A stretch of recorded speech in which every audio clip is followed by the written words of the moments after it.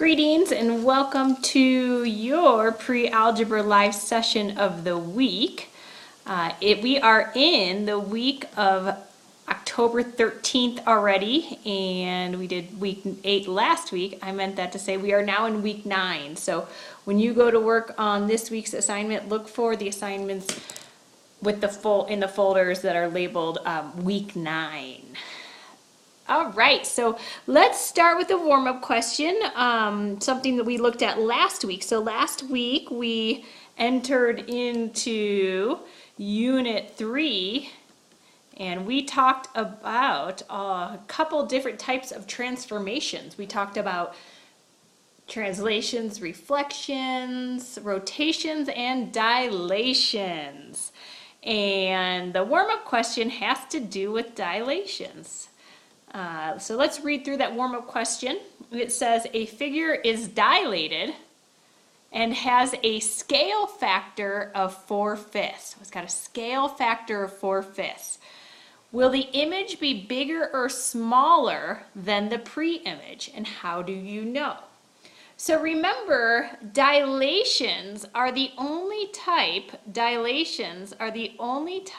transformations that either get bigger or smaller. All the other types of transformations stay the same size, but dilations are either going to get bigger or smaller. So we talked about enlargements and reductions last week. So either they're going to get bigger with an enlargement or they're going to get smaller with a reduction. And I want you to tell me if there's a scale factor of 4/5, is that enlargement, or is that dilation getting larger or smaller? Is it getting enlarged or reduced? And how do you know? So last week we talked about scale factors and talked about if the scale factors were larger than 1, the number 1, what would happen, and if they were smaller than 1, what would happen. So go ahead and answer this question.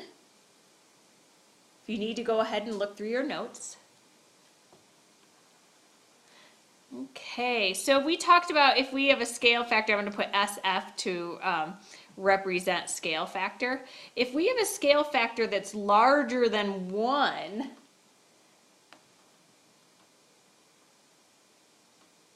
do we remember if it gets bigger or smaller? If you said it gets bigger or enlarged, you are correct. And then the opposite, we have a scale factor when it's less than 1, it's going to be a reduction. It's going to get smaller.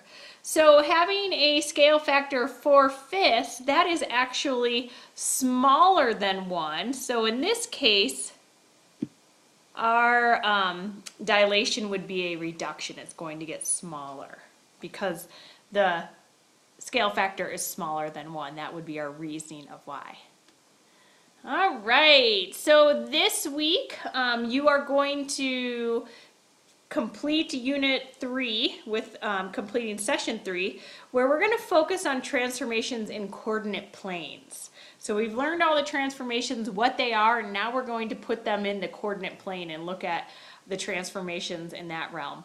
Then you're also going to get to complete a transformation of your choice in the coordinate plane. So you'll get a chance to draw your own image in a coordinate plane. So you're going to have a coordinate plane and you can draw your own image. It can be anything you want the image. Just make sure that you label your points. So if you want to have kind of a ghost, you can do that, or any type of shape you want. Then you're going to transform it somehow. So you're going to choose if you want to rotate it, reflect it, dilate it, translate it, and tell me about that and show me the rules and label all your points. And all that information is in the Unit 3 quiz and transformation of your choice project folder.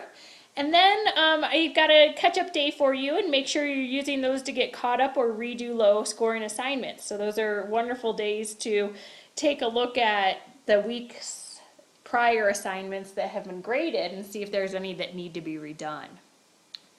Alrighty, so let's review the types of transformations we talked about and attach an image to each of those. So this first one, we've got a quadrilateral that's getting smaller or getting bigger. We don't really have them labeled with the pre-image and the image, so we don't quite know that. But we do have one that's getting either larger or smaller depending which is the pre-image and what is the image, so we would call that a dilation. That is a dilation. The second picture we have here, we've got a line of symmetry, and then each point is the same distance away from that line of symmetry. So we call that a reflection. When each point is the same distance away from the line of reflection, we call that a reflection.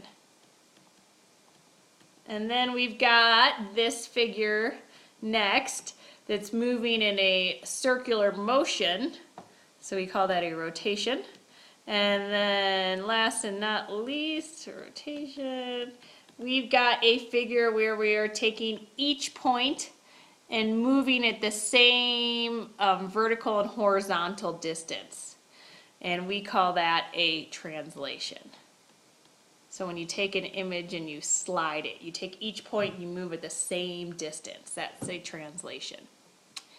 All right, something just that I wanted to review, we talked about this last week in the recorded session, is how we can tell the pre-image from the image. It is so important that we know which is the pre-image and what is the image. And remember, the pre-image is before the transformation has taken place, and the image is after. So the pre-image is always what you start with, the image is what you end with. And the way we can tell the pre-image from the image is by looking at each point. So here we can see the points are just plain A, B, C, D, and E, and F. Where here we've got that little prime next to each point. So the primes let us know that this is the image. So the primes next to each of the points, like A, prime B, prime C, that is what allows us to know that this is in fact the image or the after. So pay close attention to the notation so you know which one is the pre-image and which the image is. Alrighty, so this week you're going to start with exploring translations in the coordinate plane first. Remember, translations are described as a slide. There's not going to be any change in the shape or the side. We're just simply taking an object and sliding it. And we have a special way to show the movement of a translation in the coordinate plane. So if we take an object in the coordinate plane and move it, we can describe that movement by using what we call translation mapping. And this is what translation mapping looks like. And as we go through these slides, it's going to make more and more sense. So you always start with saying x, y. Remember, that's your coordinates. Your x coordinate always tells you left or right, and your y coordinate always tells you up or down.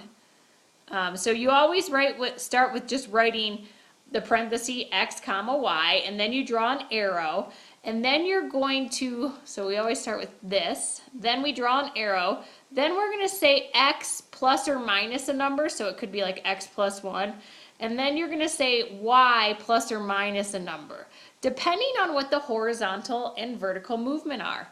So the number that's attached to the x coordinate is always going to tell you the horizontal movement.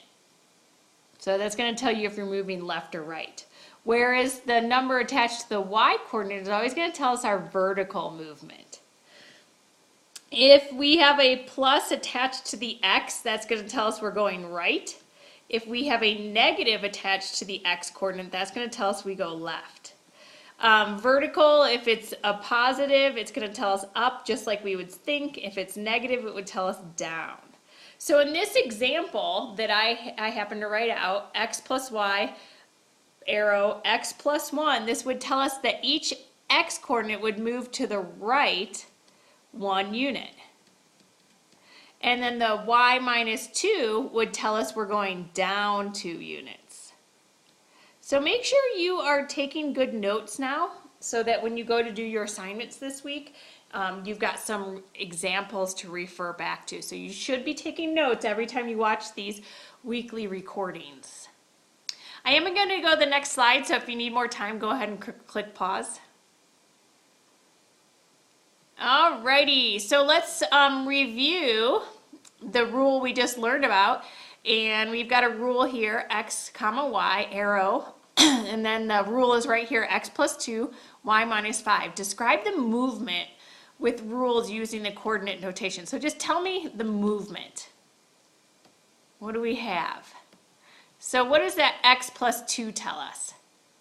Since it's a positive and it's x plus 2, that's going to tell us we're going to go right 2 units. And then we've got y minus 5, so the number that's attached to the y tells us up or down, and since it's a negative, it's going to tell us we go down 5 units. So here, we would take each x coordinate and move it right 2 units, and then we would take that same point and move it down 5 units. Go ahead and try this one on your own. The one we've got down here below where it says you try. Go ahead and take some time now to tell me the movement.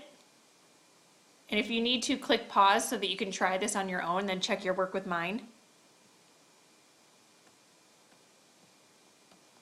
Okay. So the x minus 4, since it's minus 4, that tells us we're going to go left this time. We're going to go left 4 units. And then we've got y minus 1, so we're going to go down again. We're going to go down 1 unit. And down 1 unit. Okay, so let's take this same idea now and actually apply the translation mapping rules.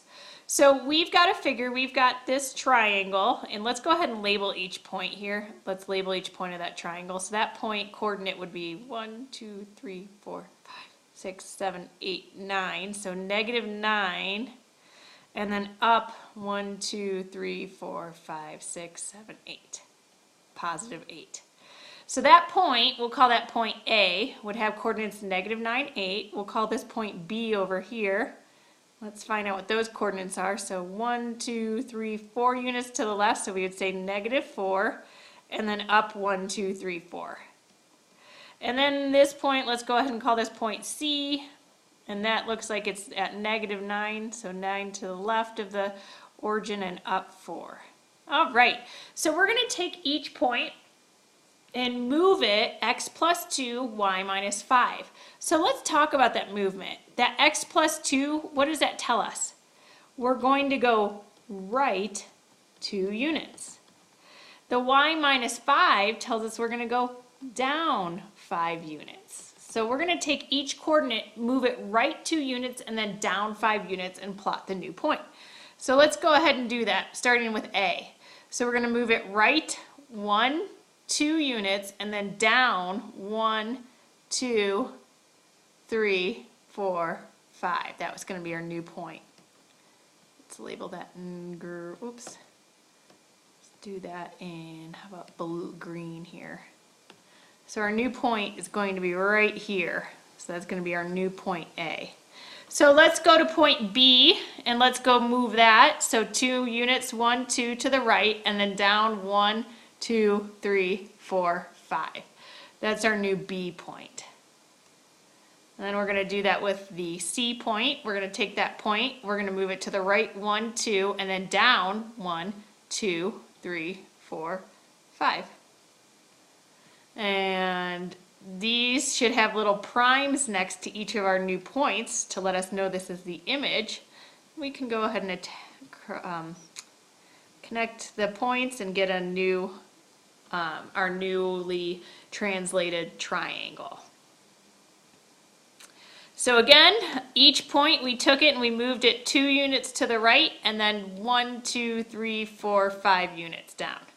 Each point, we started here and moved it 1, 2 to the right, 1, 2, 3, 4, 5 down. We used the rule here.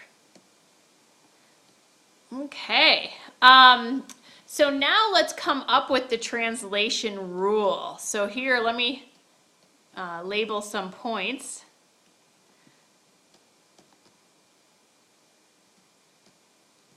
So looking at how I just labeled the points, which one is going to be the pre-image? Is it going to be the red triangle or the blue triangle? Which will be the pre-image? Look at the points, and the one without the primes next to them, the red triangle, A, B, and C, this is going to be our pre-image because it does not have the primes next to them. And this one up here is going to be the image. So we know which direction we're moving in, and we need to know that so that we can write the correct translation rule. And now let's go ahead and go from point A to point A prime. So let's go from point A to point A prime so that we can figure out our horizontal and vertical movement. So let's do the horizontal first. So to get from point A, we have to go 1, 2, 3, 4, 5, 6 units to the right.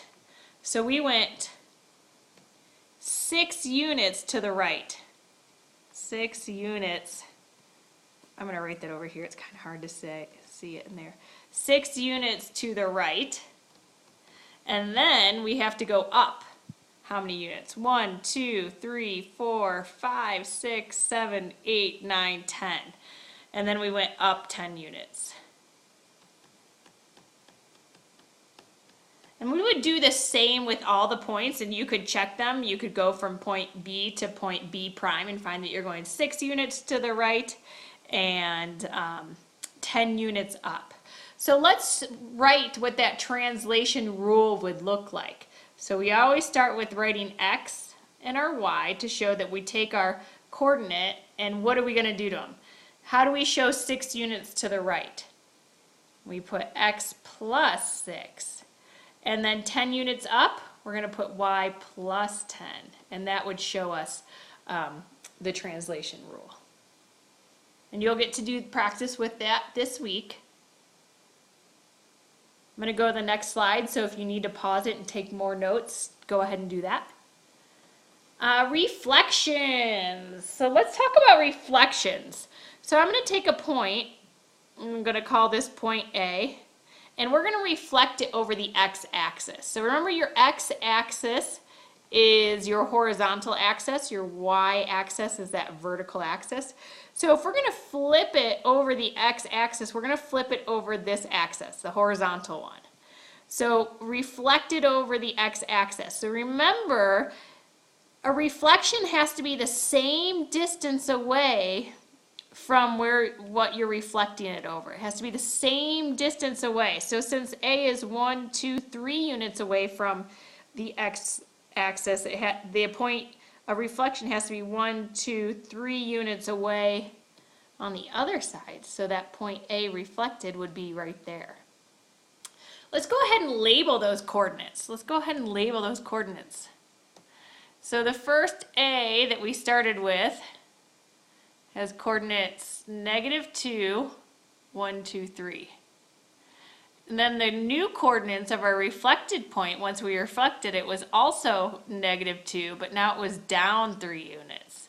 So let's compare. So we started with A that had -2, 3, and then our new reflected point had -2, -3. So remember, we're talking about reflecting over the x-axis here. And we can see that the only thing that changed was this negative sign in front of there's no negative sign up here, is the negative sign in front of our y coordinate. The x coordinate stayed the same, but the y coordinates changed signs. And that's actually what the rule is when we reflect over the x-axis. The rule is that you're going to start with your coordinate, your x-coordinate will stay the same, and then the y-coordinate is going to change signs. So that's how we show, this is just the general rule when we're reflecting over the x-axis. You can always just plot your points and reflect them and see what happens to the coordinate. That's okay too. Let's see what happens when we reflect over the y-axis. So go ahead and pause it if you need to now, because I'm going to move to the next slide. So if we flip over the x-axis, remember, or I'm sorry, the y-axis, that's the vertical one. The y-axis is the vertical axis, so we've got the y-axis and the x-axis. So now let's choose a point, call this point A, and we can see that A's got coordinates 1, so we go from the origin, we go to the right 1, and then 1, 2, 3, up 4. So the coordinates are 1, 4. So let's reflect that over the y-axis. So remember, we need to be the same distance away from the y-axis, and we're just 1 away. So we're going to be 1 away on both sides. So it's going to be right there, A prime. And the coordinates of our reflected point is going to be negative 1, 4. So compare those coordinates. How did they change? How do they look different? The y coordinates are the same, but the x are the ones that are changing sign now. So the rule is very similar but opposite for reflecting over the y-axis.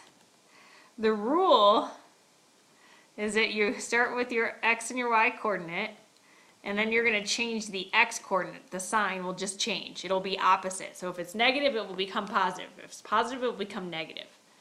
And that's the rule there. You'll get to practice with that this week. And then I'm going to move on to the next slide. So if you need more time, click pause. The last thing I wanted to talk about is rotation. So we just talked about the rules for and how we can write those rules for reflections. The rules for rotations. And the rules for rotations in the coordinate plane, I believe we only really need to talk about counterclockwise, and I just wanted to check that because there's a little bit more information on this slide than I think there needs to be. Let's see. Rotations.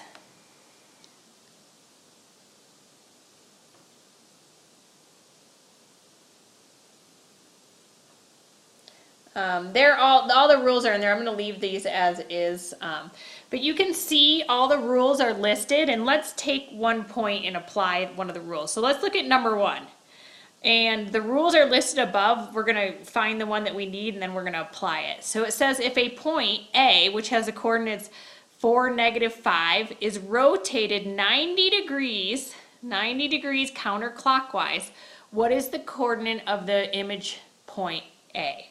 So rotated 90 degrees counterclockwise. So that's this one right here, 90 degrees counterclockwise, which really is the same thing as 270 degrees clockwise. If you start at the same, at each point and go either 90 degrees clockwise or 270 degrees clockwise, 90 degrees counterclockwise, I meant to say, or 270 degrees clockwise, you're going to get to the same point. That's why they have the same rule. So the rule tells us that the x, if you start with an x and a y coordinate, that when you rotate it 90 degrees counterclockwise, that the y coordinate is now going to come in front, and you're going to change that sign. So you're going to make it the opposite of the sign it is, and then the x coordinate will go next. So let's write that rule down. So we have it here. So the rule tells us that we're going to take the opposite of the y coordinate will come first, and then the x. So here is our x, and here is our y. So the x is 4, and the y is -5. So our rule tells us the y is going to come first, but we're going to change the sign of it. So since our y is -5, it's now going to become +5, because that's what the rule tells us, to put the y first, but then change the sign in front of it. So we're going to have, so I'm just going to go ahead and write the old point A and what it will become. So it's going to become +5 and then x, and x is 4. So here is our x and here is our y, and that's the new coordinates. It's going to become 5, 4. So we just followed the rule that the what happens is the x and y change positions, and then the y is going to become negative or positive. It's going to be opposite of what it is. Let's try another one, then we're going to stop after this. We've got point C, which is -4 to -2, it's rotated 270 degrees counterclockwise.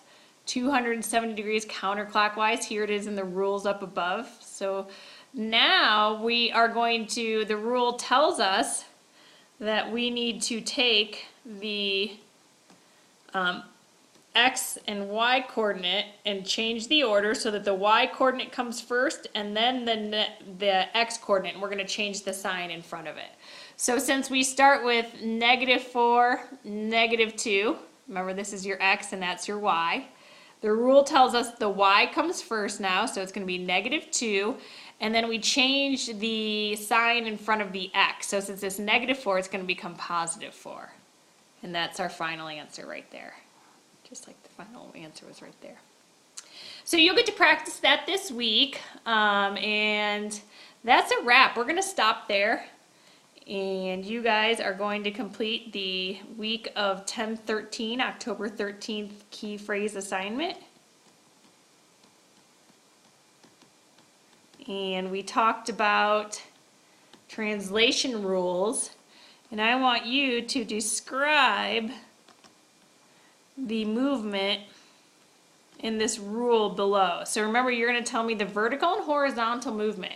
And by the way, never use over. Over is not a direction. You always want to use left or right. So let's say we're going to do this. That's an arrow. Whoops.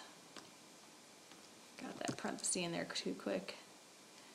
And then, so tell me how each point would move. And that's it. So I'm going to stop the recording. If you have any questions, let me know.